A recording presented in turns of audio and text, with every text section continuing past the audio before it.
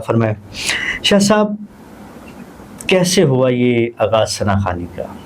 کیسے جو ہے وہ اس جانب جو ہے وہ رجحان بڑھنا، کس طرح سے اس چیز کا آغاز ہوا؟ سب سے پہلے تو اللہ کریم کا بے انتہا کرم ہے کہ یہ میں سمجھتا ہوں کہ یہ سعادت بھی کسی کسی کو ملتی ہے. جی جی.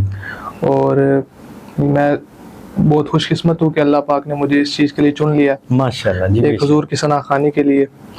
اور اس وجہ سے یہ آغاز جو ہے یہ اسی طرح ہوا کہ یہ میرے ننیال کی طرف سے رجحان تھا نعت خوانی کا، جس میں میرے ماموں جان، دو میرے ماموں ہیں الحمدللہ، اور دونوں ہی بہت ہی اچھا پڑھتے ہیں. اچھا محفل وغیرہ میں پڑھتے ہیں ماشاءاللہ. ماموں جان آپ؟ جی جی.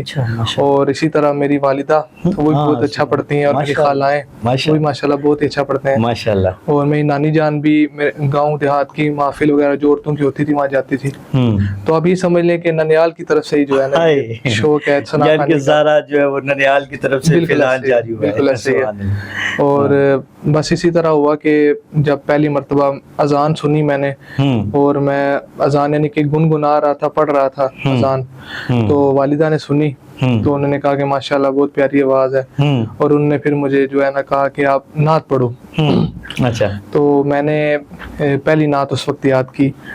وہ بتائیں گے آپ کون سا کلام تھا؟ جی جی. وہ اگر آپ کو یاد ہو تو. جی جی وہ مجھے اسی طرح یاد ہے. وہ نعت تھی زمین و زمان تمہارے لیے، کلام اعلیٰ حضرت. سبحان اللہ سبحان اللہ، میرے امام کا کلام. بالکل ایسے ہی، بالکل ایسے ہی.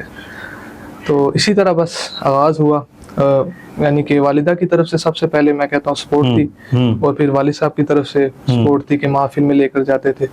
شروع میں اپنے کوئی دوست احباب کی کوئی محفل پہ جایا کرتے تھے، تو وہاں پر انہوں نے کہا کہ یار چلیں بچے کی بھی نعت پڑھائیں.